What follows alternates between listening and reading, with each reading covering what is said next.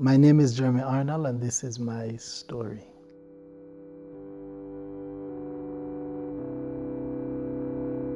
I am one of 13 siblings. My mother was 5 months pregnant with the 10th child at that time when she was taken into a premature labor. She was taken to the hospital where she met the doctors who knew her well. She would have been there every year given the age range that we have. Upon reaching the hospital, the doctors realized that she was about to give birth.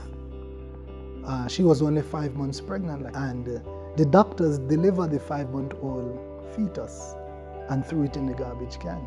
Because at that time, technology wasn't at a place where it is now currently. The doctors, they wouldn't seek to waste time and energy on something that have no life. And my mother was then discharged from the hospital. She was sent home to attend to her 9 other kids. Now, bear in mind, it was her alone. Our father was not there, he was absent. And they discharged her from the hospital, and she would return back to the garbage can, where she looked and she found her fetus, her baby. And she took a rag from her pocket and she picked up her baby, put it in the rag and put it in her pocket, and she went home. Upon reaching home, greeted by 9 hungry kids, she took the dress that she had on off and she placed it in a tub of water that was there. She went inside, she attended to everybody, and somebody asked, "Mommy, what about the baby?" And then she remembered that the baby is in the rag, but the rag is in the pocket of the dress, and the dress is in the tub of water. And she ran outside, searched among the clothes in the water, and she found there her baby still alive.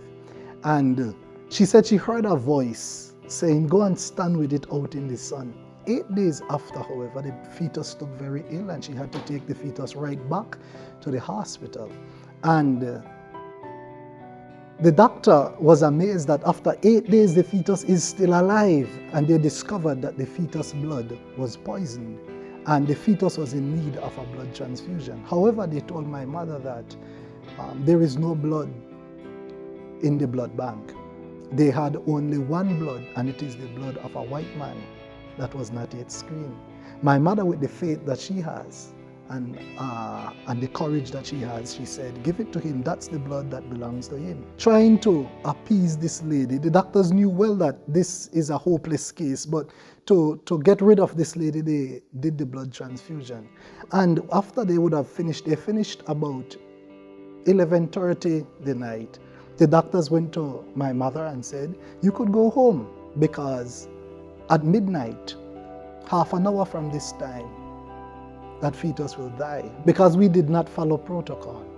We did not do what was necessary to be done for this to have been a success. 1 hour, however, after midnight, when they went to check upon the fetus, my mother told me from down the hall they could have heard a heart beating very loud, and it was the heart of the fetus. 1 year later, the fetus was still alive, but the fetus was very ill.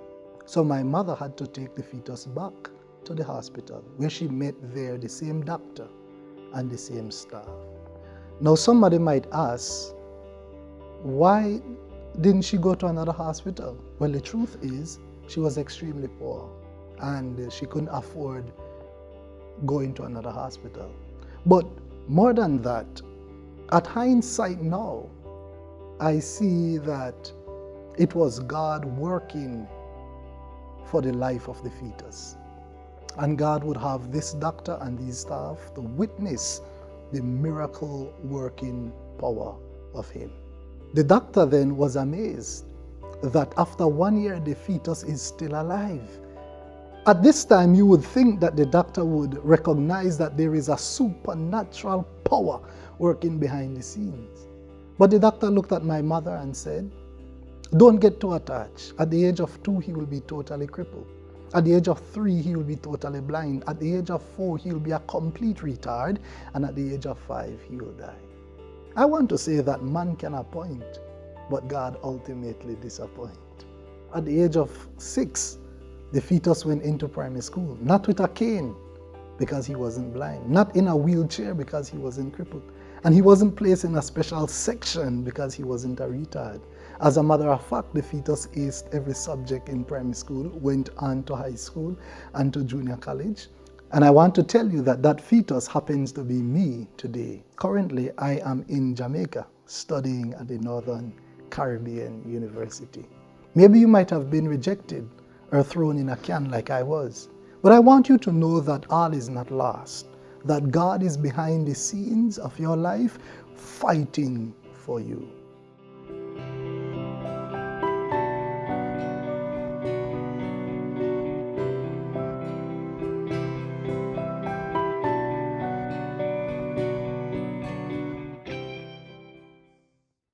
You want me to bridge that?